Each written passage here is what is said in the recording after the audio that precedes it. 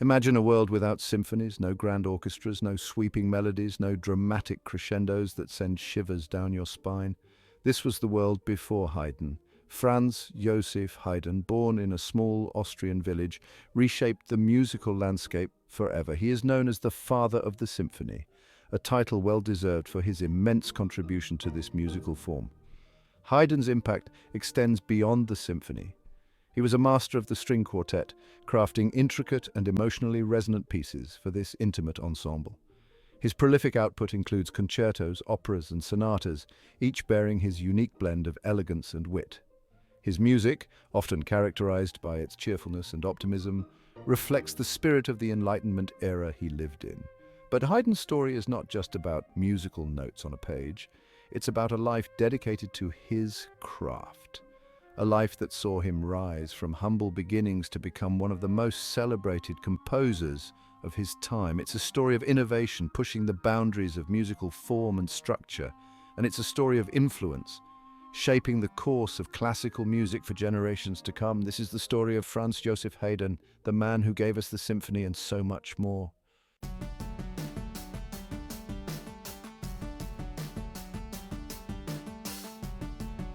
Haydn's story begins in the small village of Rohrau, Austria, in 1732. His family, though not wealthy, had a deep love for music. His father, a wheelwright by trade, was an enthusiastic folk musician.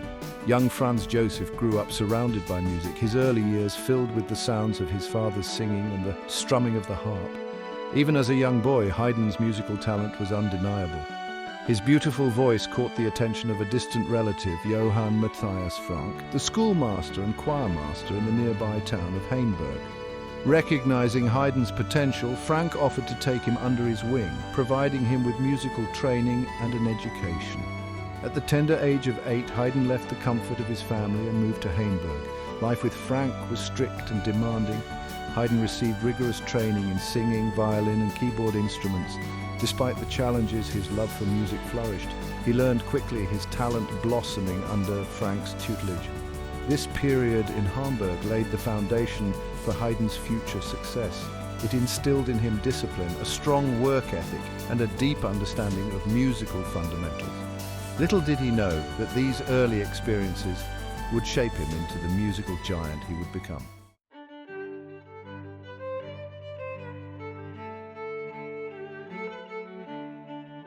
Haydn's time in Hainburg, however, was not meant to last.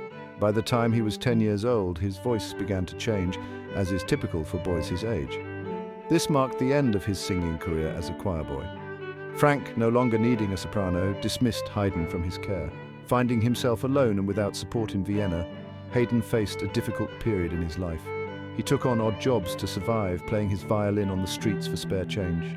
He gave music lessons whenever he could, his earnings meager but essential for his survival. Despite the hardships, Haydn's passion for music never wavered. During this challenging time, Haydn's determination led him to seek out every opportunity to learn and grow as a musician. He immersed himself in the vibrant musical life of Vienna, attending concerts and operas whenever he could. He studied the works of great composers, meticulously copying their scores to understand their techniques.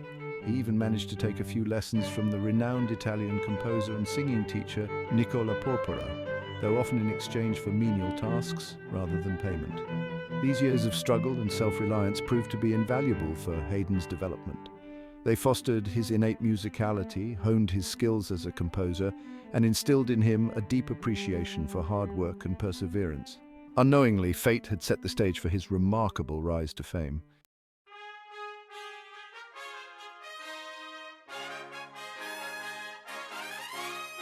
Word of Haydn's talent, despite his circumstances, began to spread through Vienna's musical circles.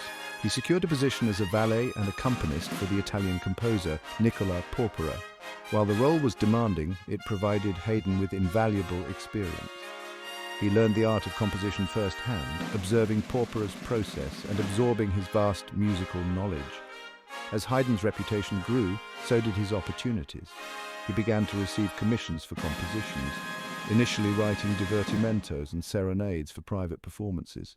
His work caught the attention of Count Morzin, a wealthy nobleman and music enthusiast. In 1757, Morzin offered Haydn his first significant appointment as Kapellmeister, or music director, responsible for a small orchestra. This appointment marked a turning point in Haydn's career. He now had a stable income, a dedicated ensemble of musicians, and the freedom to compose and experiment. He flourished in this environment, producing a steady stream of symphonies, quartets, and concertos. His music, characterized by its vibrant energy, innovative structures, and catchy melodies, quickly gained popularity.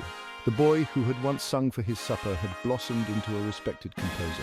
His journey from the humble streets of Vienna to the grand halls of the aristocracy was a testament to his talent, resilience, and unwavering passion for music. This was just the beginning of Haydn's extraordinary musical journey. The world awaited the symphony's grand entrance, and Haydn was the one to usher it in.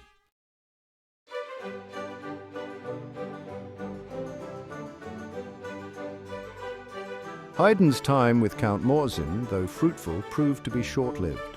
Financial difficulties forced the Count to disband his orchestra, leaving Haydn once again seeking a position. Fortunately, his growing reputation had reached the ears of one of the most influential families in Austria, the Esterházys. The Esterházys, led by Prince Paul Anton, were passionate patrons of the arts. Their lavish palaces, particularly the grand estate at Esterháza, were renowned for their musical extravagance. Recognizing Haydn's exceptional talent, Prince Paul Anton offered him the esteemed position of Vice Kapellmeister in 1761. This appointment marked the beginning of a long and fruitful relationship between Haydn and the Esterházy family. Haydn's initial role involved assisting the aging Kapellmeister Gregor Werner. However, upon Werner's death in 1766, Haydn ascended to the position of full Kapellmeister. He was now responsible for all musical activities on the Esterházy estates. This new role provided Haydn with an unprecedented level of security and artistic freedom. He had access to a first-rate orchestra, a dedicated group of singers, and the resources to indulge his every musical whim. He was free to experiment, to compose without limitations, and to push the boundaries of musical form and structure.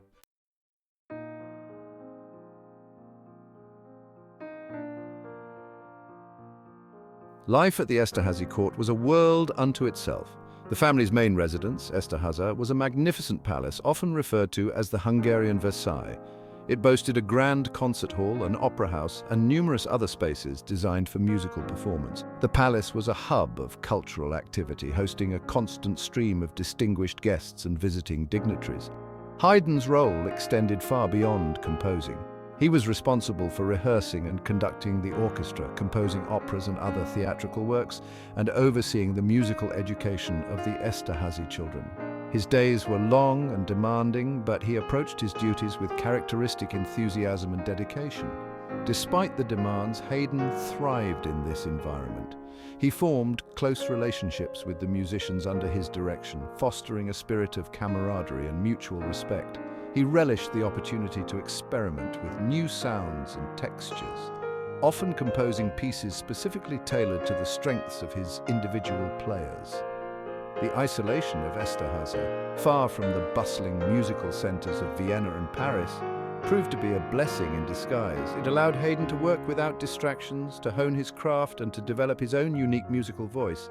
He was free to explore uncharted musical territory, to break free from convention, and to create a body of work that would redefine the very nature of classical music.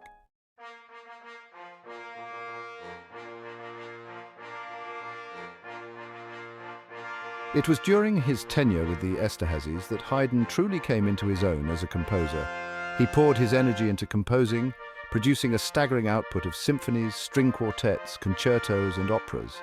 This period witnessed the birth of the symphony as we know it today, with Haydn establishing the four-movement structure. One notable example is his Symphony No. 45, known as the Farewell Symphony. Musicians gradually stop playing and leave the stage one by one, leaving only two violinists to finish the piece.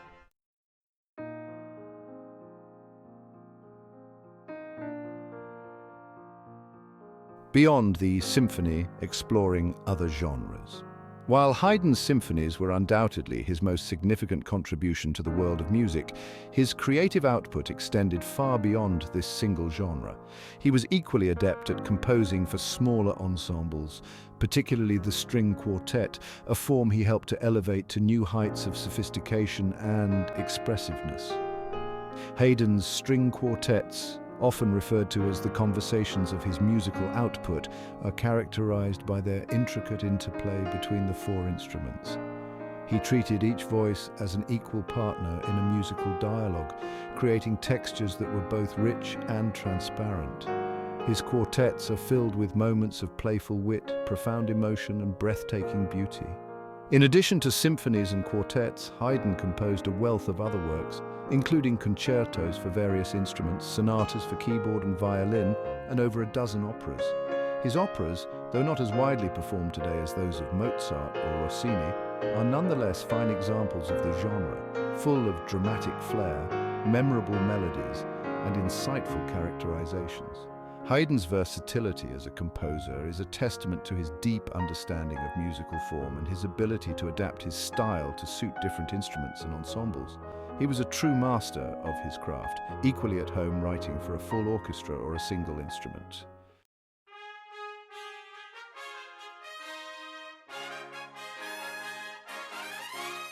From isolation to acclaim, Haydn's growing reputation. Despite the relative isolation of Esterházy, Haydn's music did not remain hidden from the world. Copies of his scores circulated widely, and his works were performed throughout Europe to great acclaim. His fame grew, and he was soon recognized as one of the leading composers of his time. Haydn's growing reputation attracted the attention of publishers, who eagerly sought the rights to distribute his music. This led to a significant increase in his income, allowing him to achieve a level of financial security he had never before experienced. As Haydn's fame spread, so too did his influence. Young composers from across Europe flocked to study with him, eager to learn from the master. Among his most notable pupils were Johann Nepomuk Hummel, Ludwig van Beethoven, and perhaps most significantly, Wolfgang Amadeus Mozart.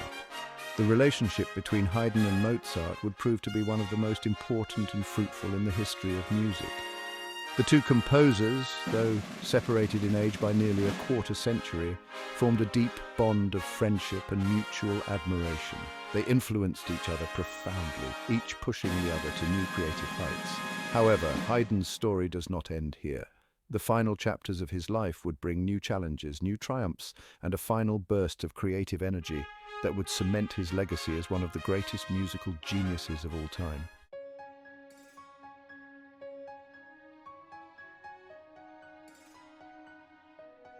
The changing tides, a new prince and new freedoms. In 1790, a significant shift occurred in Haydn's world. Prince Nicholas Esterházy passed away, leaving the Esterházy estate and its musical legacy in the hands of his son, Prince Anton.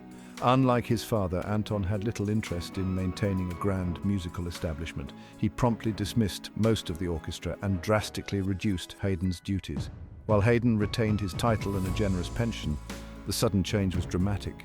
For nearly 3 decades, Esterházy had been his world, his creative haven. Now he was free from the demands of daily rehearsals and performances, free to choose his own projects and pursue new opportunities. This newfound freedom coincided with a period of great personal growth for Haydn. He was no longer bound to the confines of the Esterházy court. He was free to travel, to engage with a wider world, and to experience the full measure of his own fame. Although the transition was bittersweet, Haydn embraced the change with his characteristic optimism. He had always been a resourceful and adaptable individual, and he was eager to see what new adventures awaited him. Little did he know that the most remarkable chapter of his career was about to begin.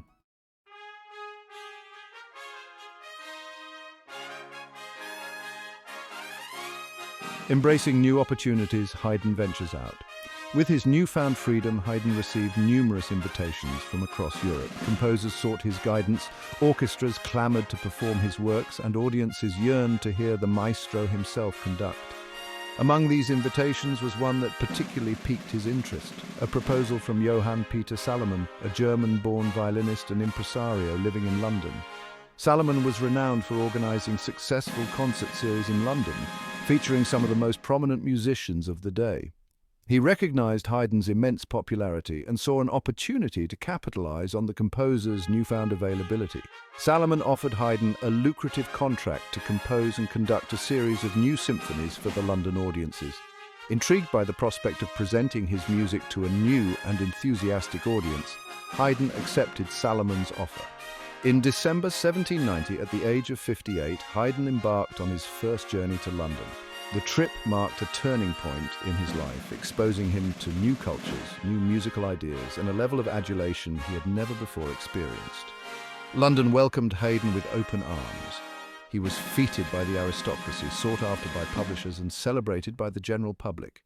The city's vibrant musical scene, its grand concert halls, and its appreciative audiences energized Haydn, inspiring him to create some of his most memorable and enduring works.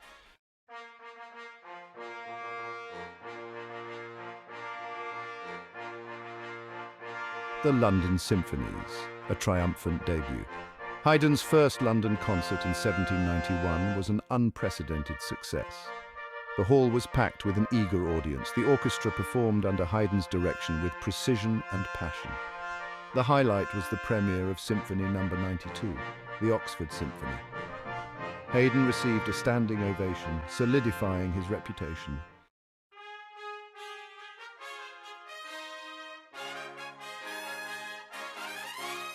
A city in awe Haydn's London legacy. Haydn's time in London was not solely devoted to composing and conducting. He took full advantage of the city's cultural offerings, attending concerts, operas and plays.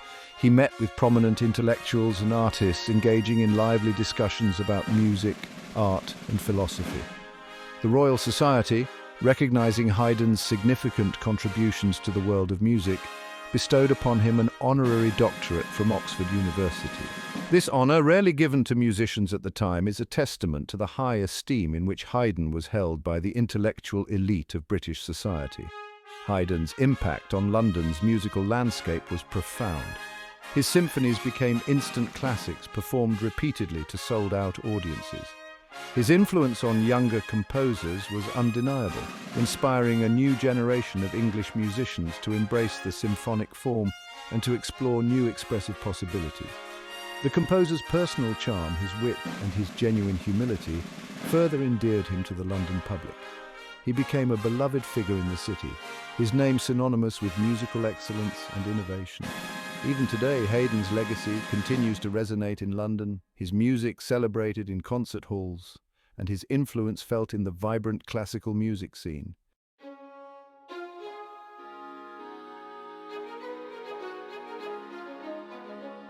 In 1795, after a triumphant two-year stay in London, Haydn returned to Vienna. He was greeted as a conquering hero, his fame having preceded him. His music was now more popular than ever, and he was showered with commissions from patrons eager to have their names associated with the great composer. Despite his international acclaim, Haydn retained his humility and his dedication to his craft. He continued to compose with the same passion and energy he had shown throughout his career, exploring new musical ideas and pushing the boundaries of his own creativity. Upon his return, Haydn purchased a comfortable house in the suburbs of Vienna, where he could enjoy the peace and quiet he needed to compose. He also resumed his duties, albeit in a reduced capacity, as Kapellmeister for the Esterházy family, now under the patronage of Prince Nicholas II. Although he had achieved a level of fame and fortune that few composers could only dream of, Haydn remained grounded and dedicated to his art. He continued to mentor young musicians, sharing his knowledge and experience with the next generation of composers.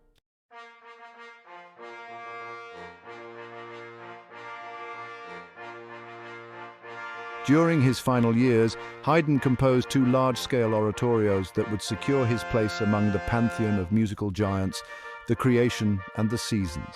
These monumental works, inspired by his experiences in England and his deep religious faith, represent the culmination of his artistic journey.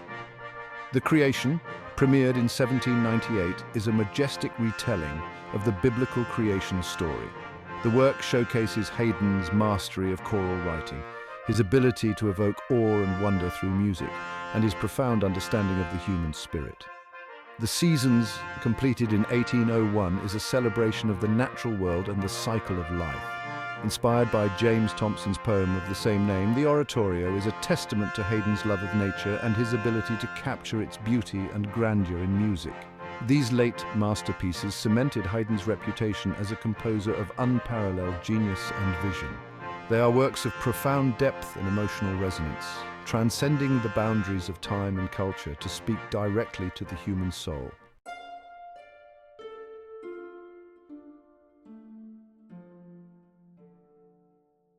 As Haydn entered his 70s, his health began to decline.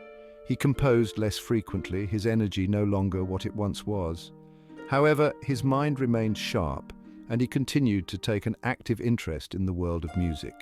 He received frequent visits from friends, colleagues, and admirers, eager to pay their respects to the aging master. He enjoyed sharing stories of his long and illustrious career, offering words of wisdom and encouragement to those who sought his guidance.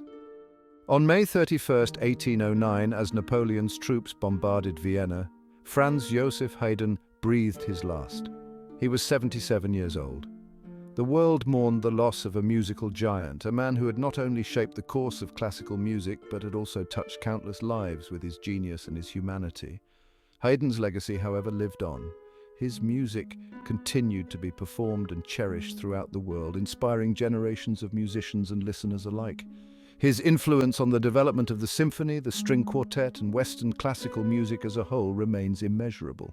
Vienna in the late 18th century was a hotbed of musical creativity. Among them were Franz Joseph Haydn and Wolfgang Amadeus Mozart. Though separated by a generation, their shared passion for music forged a bond. Their initial encounters likely occurred at musical gatherings in Viennese noble homes.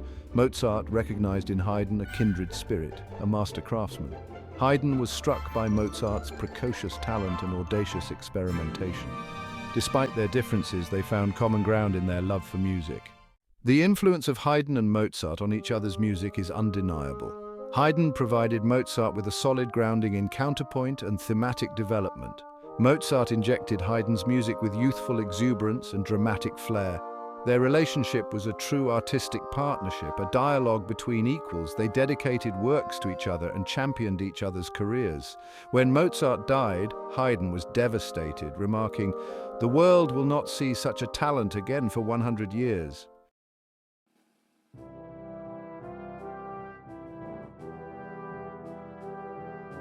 As Mozart's star ascended, another young musical prodigy arrived in Vienna, eager to make his mark on the world: Ludwig van Beethoven.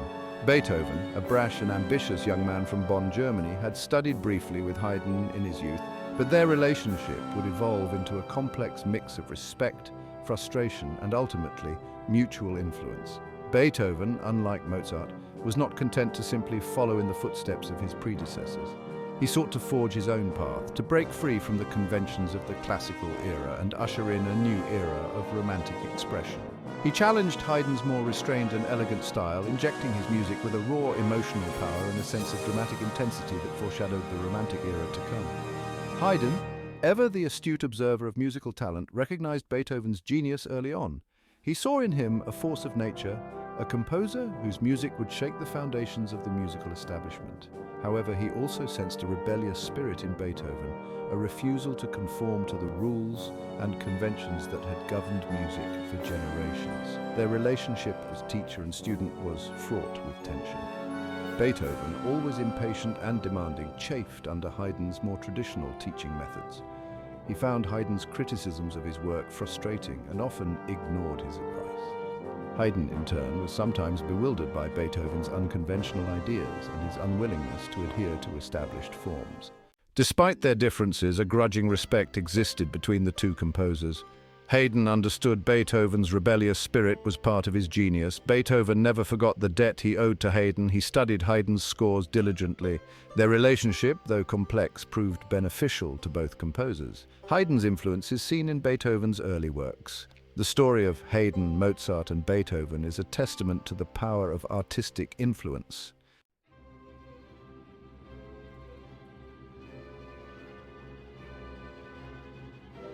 Haydn's influence extended far beyond his interactions with Mozart and Beethoven. As a teacher, he shaped the careers of countless young musicians. His students flocked to Vienna, eager to absorb his knowledge.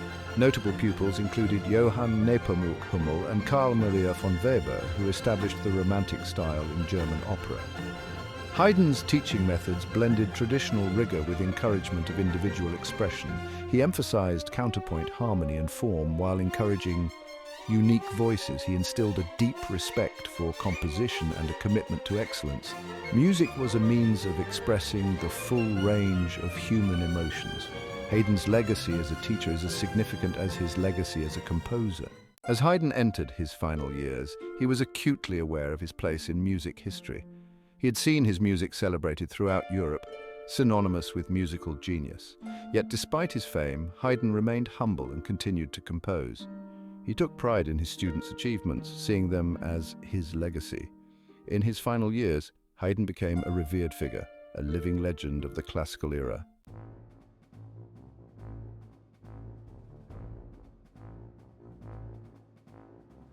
The final years of Haydn's life were marked by the Napoleonic Wars, which brought turmoil to Vienna and a stark reminder of his own mortality.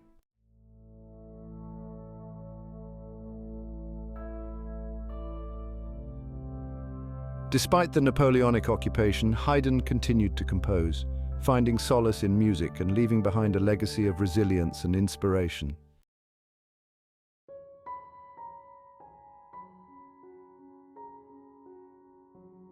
As Haydn's health declined, his final compositions, like Der Alte und der Tod, reflected his awareness of mortality and left a poignant farewell.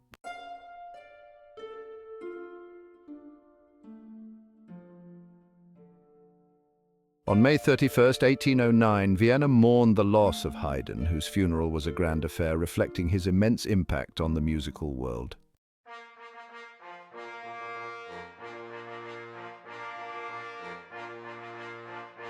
Haydn's music continues to resonate, celebrated for its innovation and emotional depth, securing his place as a giant of Western classical music.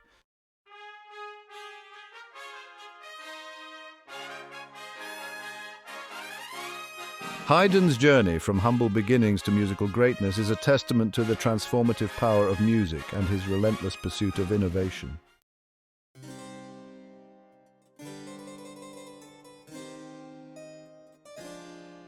Haydn, the father of the symphony, revolutionized the symphony and string quartet, leaving a lasting blueprint for Western classical music.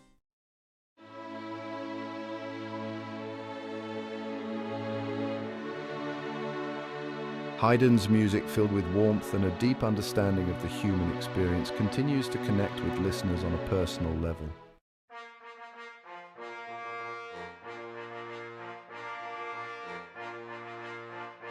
Haydn's music remains timeless, gracing concert halls and finding new life in various media, demonstrating its enduring appeal.